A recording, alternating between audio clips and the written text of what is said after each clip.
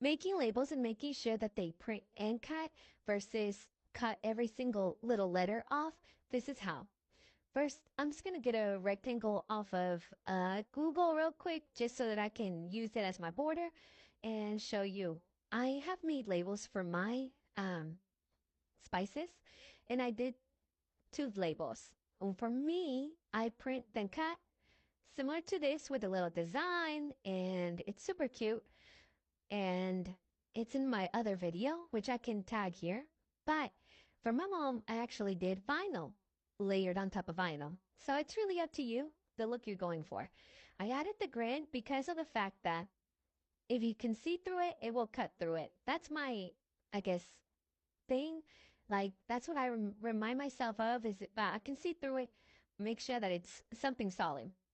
I'm going to use cumin because it's the quickest and easiest one that I can think of right now. And you can get as cute and creative as you want. Center it, put up top, whatever you want to do. So this is just me playing with a different text and different fonts. Again, if I were to go straight to cut from this, it'll cut the rectangle and then it'll cut cumin letter by letter and everything. So let me show you how that would look. I'm just going to center it so you can get the idea. If I go straight here, this will work if you're doing it just vinyl. So I'm just going to make it a little smaller. Here we go. Okay, so we go to make it. This is how it's going to separate it. It's going to first cut the rectangle, then it's going to cut the word. Just depends on what you want. For this example, we want the background. So the other thing is if you want to attach it, it'll cut together. We're getting closer. The two ways that I recommend is one, I'm going to duplicate it, but for this one, you can do an offset.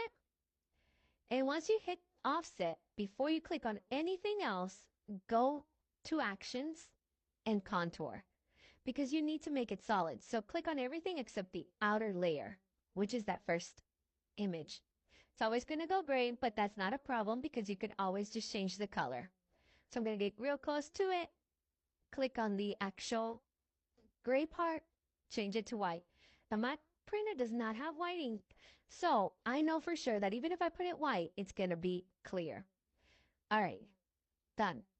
Once you do this, flatten it because that way you can go ahead and have it cut around it. If you noticed, already the grid quote unquote disappears. The other way you can do is duplicate this one and just click on the actual rectangle. Now this means that it's the exact same shape, the exact same size, send it to the back once you center it, and flatten that. This ensures that it's exactly around that rectangle. I like mine with a little bit of extra space around it, but it's really up to you. This rectangle's here, or the square that I'm putting right now, is just here to see and show you the visual of it. And send it to the back, and you see how you can't see through it? That means it'll cut around it.